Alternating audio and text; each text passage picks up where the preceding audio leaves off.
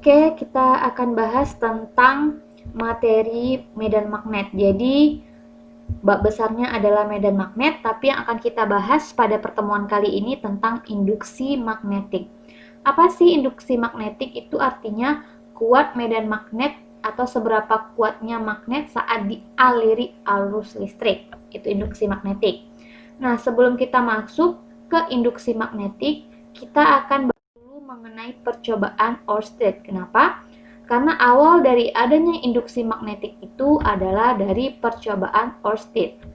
Nah, kenapa dinamakan Ørsted? Karena yang melakukan percobaan adalah Hans Christian Ørsted. Jadi makanya dikasih nama percobaan Ørsted.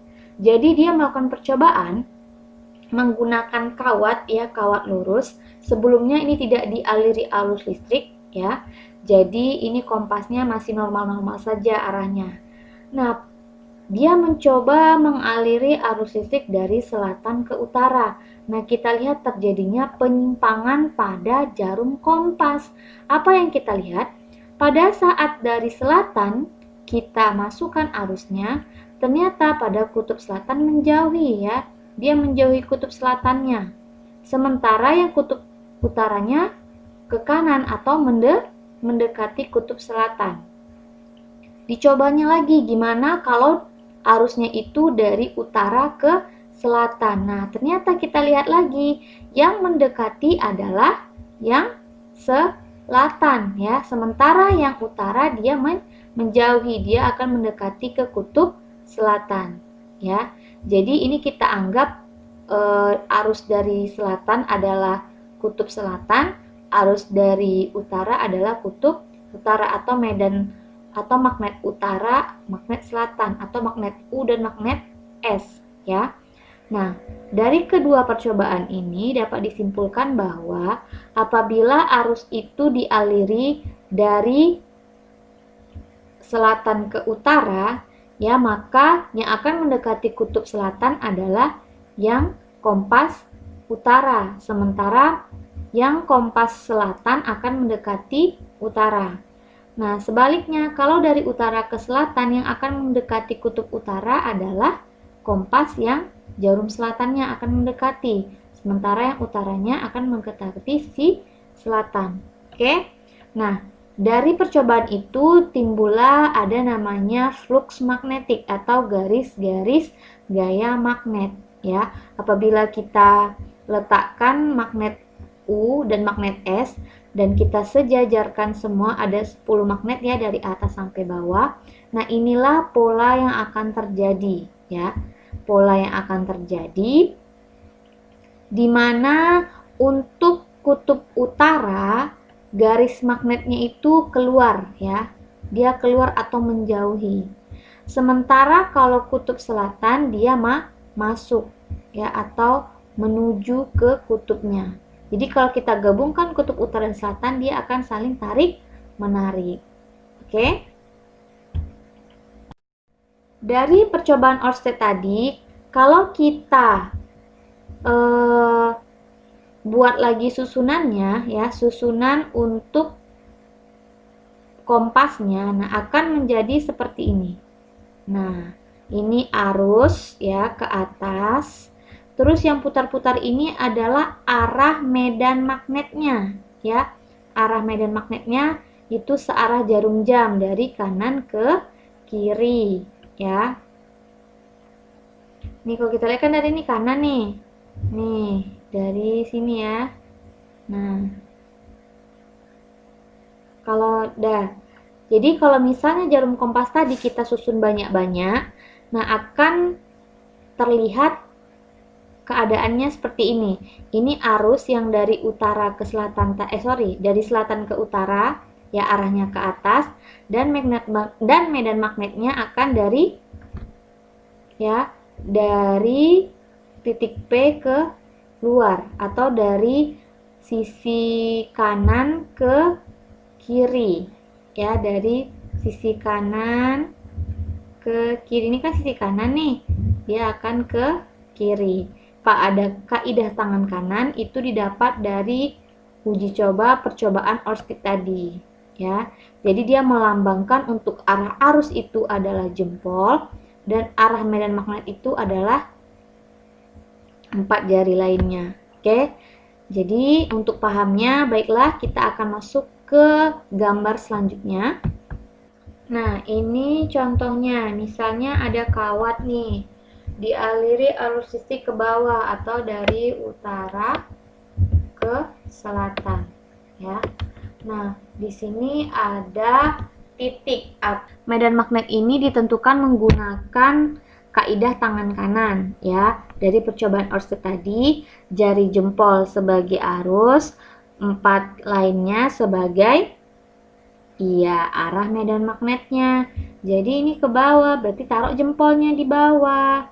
Jadi lihat kemana dong arah 4 tangannya? Ke kiri, ya, ke sini kan arahnya.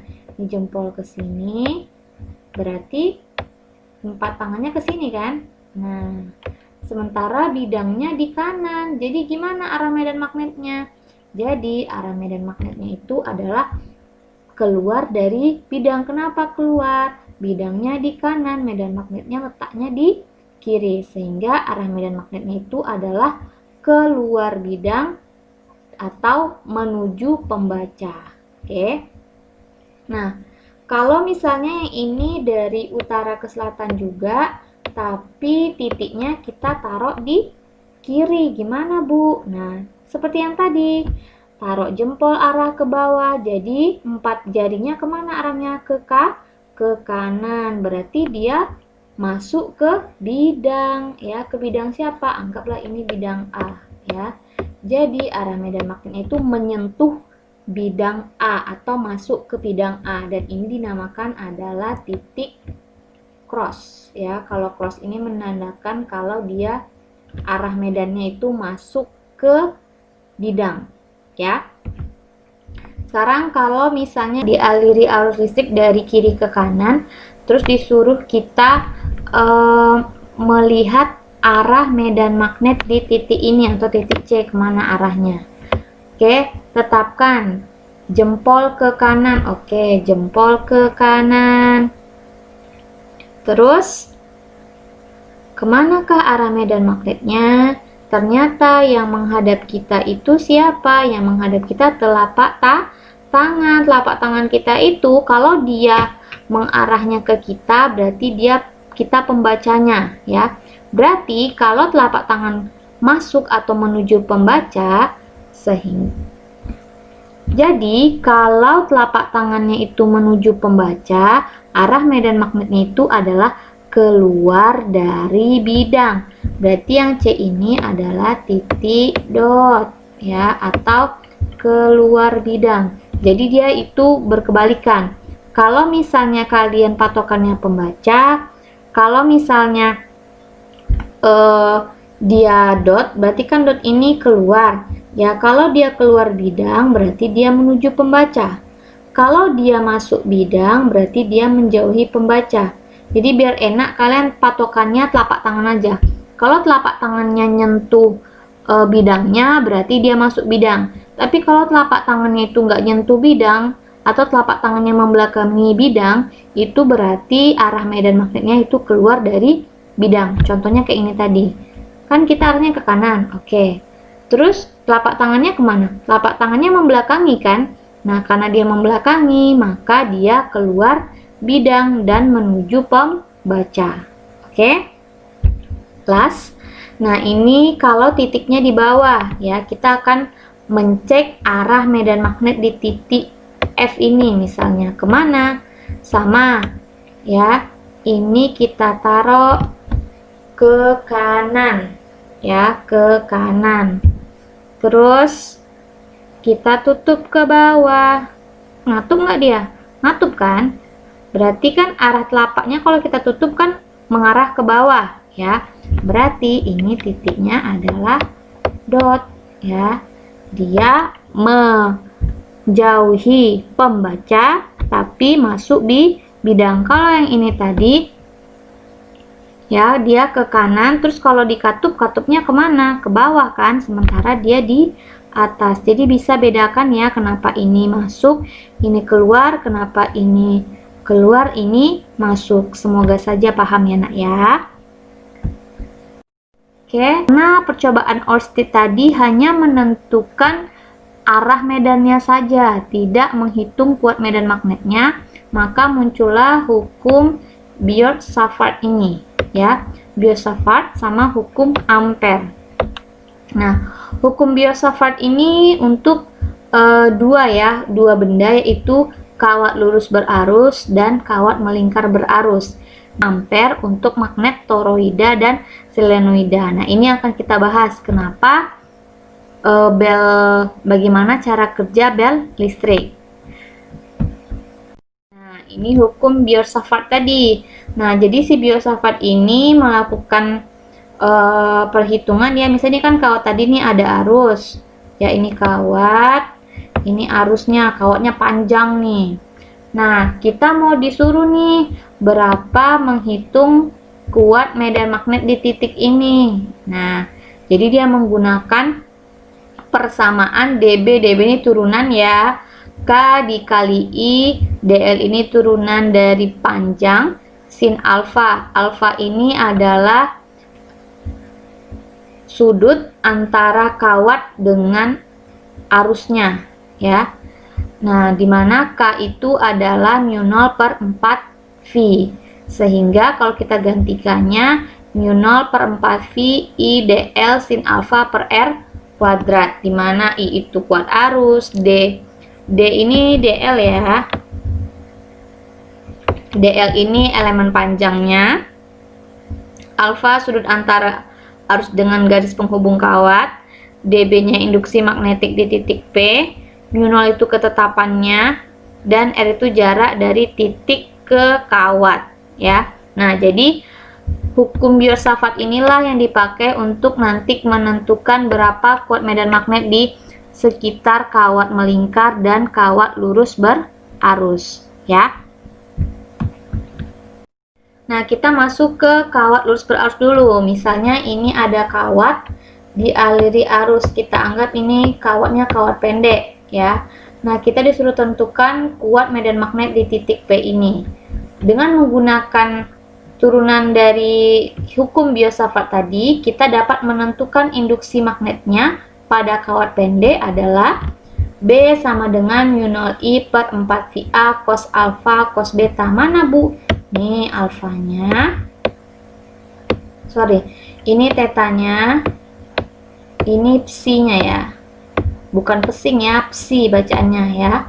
Nah, jadi misalnya kalau kayak gini nih, kalau kita bagi dua berarti berapa Bu? Misalnya ini 45. Ini 45. Karena kan ini masuk segitiga ya, siku. Nah, tinggal dimasukin cos 45 ditambah cos 45. Kalau dia kawatnya pendek dan diketahui sudut-sudutnya ya. Sementara kalau kita punya kawatnya lurus terus panjangnya kita nggak tahu nih berapa, tak terhingga lah ya. Nah, sama kita pakai ini juga cos alfa cos theta ditambah cos psi ya. Ini theta, ini psi-nya, tinggal kita masukkan kira-kira ini berapa. Nah, karena panjangnya tak terhingga, jadi sudut antara ini adalah 0. Kita kan nggak tahu kalau panjang tak terhingga itu berapa sih panjangnya, sudutnya kita anggap saja 0 ya. Nah, ini juga 0, pakai persamaan yang tadi. Nah, mu0 I per 4 VA cos theta tambah cos psi. Cos theta-nya 0, cos 0 berapa? 1. 1 tambah 1, 2. Jadi 2 coret 4, tinggal 2. Sehingga B sama dengan mu0 I per 2 VAA. Ini adalah jarak dari titik ke arus atau kabelnya, atau ke kawat yang berarus tadi. Jarak dari kawat ke titik yang mau kita uji medan magnetnya. Ini digunakan untuk kawat lurus yang panjang. Kalau ini yang pendek, kalau diketahui nanti sudutnya. Oke? Yang kedua dari hukum Biot-Savart tadi, induksi magnet kawat melingkar. Nah, jadi ini ada kawat ya. Nah, arusnya itu melingkar kayak gini. Ya, dari atas ke kanan, ke kiri, ke bawah lagi. Nah, untuk mencari berapa kuat arus di pusat ini, di titik O ini, ya kita dapat menggunakan persamaan Biot-Savart tadi yang sudah diturunkan menjadi B sama dengan mu 0 I per 2AA. Ini adalah jarak dari titik lingkaran pusat ini ke kawat, ya. Nah, dimana I ini adalah kuat arus, B ini adalah induksi magnet, jadi satunya juga bisa Weber per meter kuadrat. Oke. A ini jari-jari lingkarannya dari sini ke dasar, ya. Mu 0 ini adalah ketetapannya. Oke. Nah, sekarang kita masuk ke induksi magnet toroida. Nah, kalau toroida tadi menggunakan hukum ampere, ya. Sebenarnya bisa menggunakan hukum Diosafat, cuman berdasarkan ketetapannya induksi magnet ini menggunakan konsep hukum ampere, ya, dimana hukum ampere itu berbunyi untuk semua lintasan tertutup yang mengelilingi penghantar berarus, nih ya, lingkaran ini kan tertutup nih. Nah, terus mengelilingi penghantar berarus, ya, medan magnetnya berlaku adalah B, ya, B sama dengan integral dari B dl cos theta. Oke. Atau ini setelah diintegralkan nanti, ya, secara dasarnya itu nanti menjadi B sama dengan mu 0 kali I, ya, untuk nilai B-nya, ya, B yang ini mu 0 kali I. Nah, untuk DL ini adalah turunan dari panjang kawatnya, jadi nggak usah turunkan, pokoknya hukum ampere itu digunakan yang ini untuk mencari persamaan toroida dan selenoida, ya. Setelah kita turunkan nanti hasilnya adalah B sama dengan mu 0 I N per 2 V A. Ya, N ini apa, Bu? N ini banyak lilitannya. Nah, ini kan tadi dia bilang di lingkaran tertutup. Ya, ini kan lingkaran yang tertutup. Mengelilingi kan arusnya. Nah, ada berapa lilitan? Nah, tinggal kita masukkan lilitannya berapa dikali I per 2 VA. Jadi, semakin banyak lilitannya, semakin kuat medan magnetnya. Artinya, semakin besarlah daya tarik benda-benda tersebut terhadap magnet. Atau terakhir adalah induksi magnet solenoida, sama pakai yang turunan dari hukum ampere tadi. Kalau kita mau carinya di pusat, ya, di pusat selenoidanya itu B sama dengan mu 0 I N per L. L ini adalah panjang selenoidanya. Kalau kita mau cari di ujung medan magnetnya itu per 2L, jadi beda, ya. Kalau di tengah itu per L, kalau di ujung per 2L. Nah, Bu, jadi apa sih konsep balistik tadi? Nah, jadi dari balistik itu adalah menggunakan selenoida. Jadi selenoida itu kalau udah dialiri arus listrik, dia fungsinya jadi magnet batang, ya. Jadi kan kalau magnet itu dapat, kalau benda-benda di sekitarnya itu adalah magnet juga, jadi kan dia bisa ditarik. Nah, karena selenoida tadi ini fungsinya sebagai magnet batang, nah jadi dia dapat menarik, ya, menarik jangkar besi. Jadi kalau di gambar awal video tadi kan ada tuh bel listrik. Nah, itu kan semuanya kan ada besi. Nah, sehingga karena dia dililitkan dengan selenoida, semua yang bisa ditarik oleh magnet akan ketarik, sehingga bunyilah bel listrik itu. Oke? Oke, kita masuk ke contoh soal yang pertama. Ini tentang kawat lurus panjang, ya, berarus. Jadi diketahui arusnya mengalir sebesar 4 ampere. Nah, yang ditanya adalah kuat dan arah medan magnet di titik A dan titik B. Jadi untuk menentukan arah medan magnet, kita menggunakan kaidah tangan kanan, ya. Di mana arus itu dilambangkan oleh jempol dan kepala 4 jari kita menandakan arah medan magnetnya. Kalau kita buat seperti ini, nah, ini adalah jempol kita yang kanan, mengarah arusnya ke atas, ya. Dan ini 4 jari lainnya. Nah, kalau kita kepal, ya, kalau kita kepal berarti untuk di titik B, dia adalah masuk bidang, ya. Jadi di titik B dia masuk, karena pas dikepal, dia masuk ke bidang B.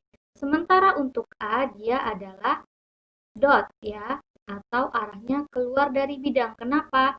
Karena arah medannya mengepal ke kanan, ya, sementara bidang A letaknya di kiri.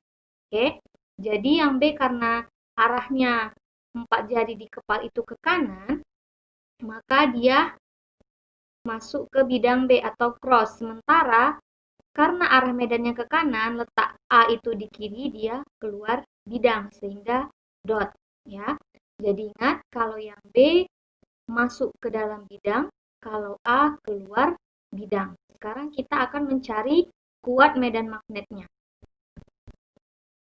Oke, seperti biasa kita buat dulu apa saja besaran yang diketahui. Ya, jarak dari kawat ke titik B itu 1, jarak dari kawat ke titik A itu 2 meter. Yang ditanya adalah berapa medan magnet di A dan medan magnet di B. Kita pakai yang kawat lurus panjang, ya. B sama dengan mu0I per 2VA. Karena kita mencari titik A, berarti jaraknya untuk A, yaitu 2 meter. Sudah kita masukkan mu0-nya 4V, arusnya 4, jaraknya 2 meter. 2 kali 2, 4V. Kita coret, ya. Nah, terus ampere, ampere. Oke. Nah, sehingga ini kan meter, berarti meter pangkat 2, Weber per meter pangkat 2, ya. Sehingga hasilnya 4 kali 10 minus 7 Tesla atau Weber per meter kuadrat. Keluar bidang, ya. Karena tadi arah medan kita di kanan, sementara bidangnya di kiri. Jadi untuk yang A, dia keluar bidang. Sekarang kita beralih ke yang B. Sama, hanya mengganti besar dari jarak titik B ke kawat. Nah, ini titik B itu jaraknya 1, sehingga 2V kali 2 itu 2. 4V dicoret sisa 2. Ya, ini ampere kita coret. Jadi 4 kali 2 adalah 8 kali 10 pangkat minus 7 Tesla. Dan dia masuk bidang, ya. Seperti yang sudah dijelaskan tadi. Nah, ini dia arah arus itu oleh jempol. 4 jari lainnya menandakan arah medan magnet, ya. Kebetulan bidang B itu di kanan dan arah medan magnetnya di kanan, maka yang sesuai dengan 4 jari kita itu kita namakan masuk bidang. Yang tidak sesuai berarti dia keluar bidang atau cross, ya, sesuai dengan kaidah tangan kanan yang sudah dibahas sebelumnya. Kedua masih kawat lurus berarus, ya, dialiri arus listrik 5 ampere. Tentukanlah besar dan arah induksi magnet atau medan magnet di titik P. Jadi ini ada arus, ya, arus itu ke kanan dan ada titik P, jaraknya 2 cm. Seperti biasa dibuat dulu diketahuinya. Nah, jaraknya itu cm kita rubah ke meter. Oke. Nah, yang ditanya adalah BP. BP itu medan magnet P, bukan Blackpink, ya. Langsung, nah, kita masukkan seperti biasa mu0I per 2VA. Jaraknya itu yang meter, ya. Jadi 2V kali 2 adalah 4. 4V kita coret. Minus 7 dibagi minus 2, berarti dia minus 5. Ampere sama ampere dicoret, sehingga hasilnya 5 kali 10 pangkat minus 5 Tesla. Nah, sekarang kira-kira nih, arah medan magnetnya kemana, ya? Masuk bidang atau keluar bidang? Oke, ada yang bilang masuk, ada yang bilang keluar. Oke, menggunakan kaidah tangan kanan, di rumah coba dipraktekkan, arusnya jempol ke kanan, berarti yang menghadap kita adalah telapak tangan. Coba telapak tangannya dikepal, arahnya kemana? Ke bawah. Sehingga medan magnet di titik B ini adalah dot. ya, karena dia keluar. Titik P-nya di atas, sementara kalau kita katup atau kepalkan tangan kita, arahnya ke bawah. Paham ya? Nah, seperti ini. Ini kan telapak kita nih, kalau kita tutup ke bawah ya, kita kepalkan, jadi dia arahnya ke bawah. Sementara titik P itu arahnya di atas, jadi dia nggak searah, sehingga dia keluar dari bidang P, arah medan magnetnya. Oke. Nah, jadi besar induksinya 5 kali 10 minus 5 Tesla, dan arahnya keluar bidang-bidang mana? Bidang P. Oke. Next, selembar kawat berarus listrik dilengkungkan seperti pada gambar. Jika jari-jari kelengkungan sebesar 60 cm, maka besar dan arah induksi magnet di pusat. Nah, di sini ya berapa nih? Ini berapa nih? Di pusat ini berapa? Nah, itu yang ditanya ya. Kalau di pusat sama lingkaran dan kawat lurus berarus beda ya, Nak ya?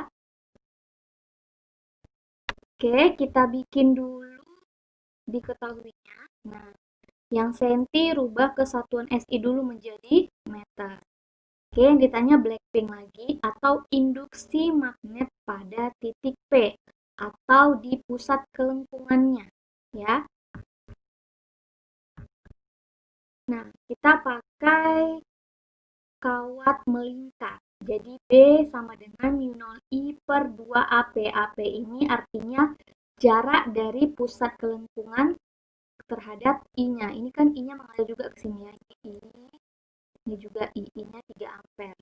Nah, sekarang kan kalau lingkaran itu kan kalau kita bikin fullnya adalah 360. Sementara ini 120. Berarti berapanya? Gitu ya. Biar gampang langsung kita bikin. Nah, 120 per 360, masukkan nilai nominalnya, masukkan nilai arusnya, masukkan jarak dari kelengkungan ke arus ya. Jadi ini ampere sama ampere kita coret. 2 kali 6 12, 4 kali 3 12 pi ya.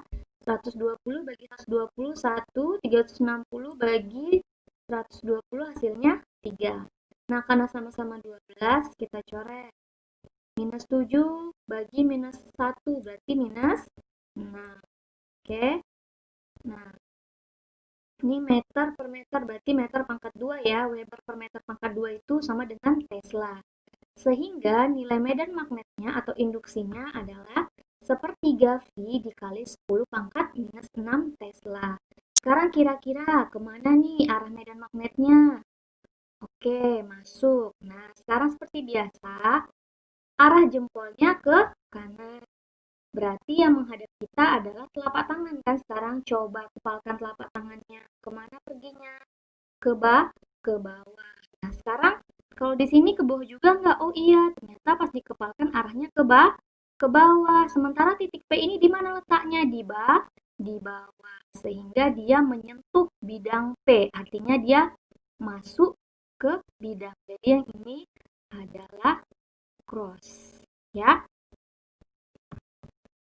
Nah, ini kan, ini jempol arahnya ke kanan. Nah, ini kan telapak tangan nih. Coba dikepal arahnya kemana? Ke bawah. Di bawah ada siapa? Ada titik P, sehingga arah medan magnetnya adalah masuk bidang. Karena dia mengarah ke bawah. Karena titik P letaknya di bawah. Oke? Nah, kalau titik P-nya di sini, baru arahnya keluar. Kenapa? Karena medan magnetnya di bawah arahnya, titik P-nya di atas. Gitu ya. Nah, jadi hasil akhirnya, besar induksi magnet di titik P adalah sepertiga V dikali 10 pangkat minus 6 Tesla. Dan arahnya masuk ke dalam bidang. Baiklah, contoh soal selanjutnya. Suatu selenoida terdiri dari 300 lilitan, berarus 2 ampere dan panjang selenoidanya 30 cm. Induksi magnet di tengah-tengah selenoida berapa?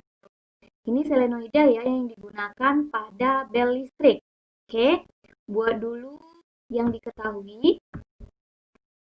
Arusnya 2, L itu panjangnya ya, 30 cm, kita rubah ke meter, jadi 3 kali 10 pangkat minus 1 meter.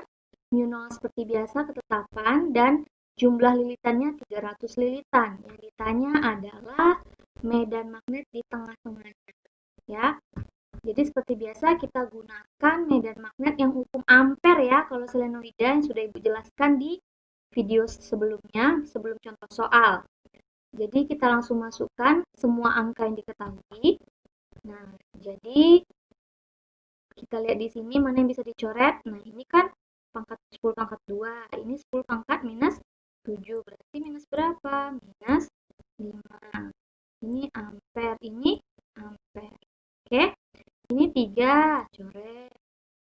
Jadi ini minus 5 dibagi minus 1. Berarti min 5 dikurang min 1. Berarti, oke, berarti min 5 tambah 1. Berarti min 4. Oke. Terus 4 kali 2 berapa? 8. Jadi hasilnya 8 kali 10 pangkat minus 4 Tesla. Yang B. Oke. Sekian contoh soalnya dan penjelasan materi tentang induksi magnet. Itu ada 4 benda, kawat lurus, melingkar, selenoida, dan toroida. Semoga apa yang dijelaskan pada video ini bermanfaat dan bisa dipahami. Jika ada pertanyaan, seperti biasa bisa ditanyakan lewat grup WA atau di YouTube ini, ya. Setelah ini akan ada beberapa soal yang akan kalian kerjakan. Selamat mengerjakan dan terima kasih.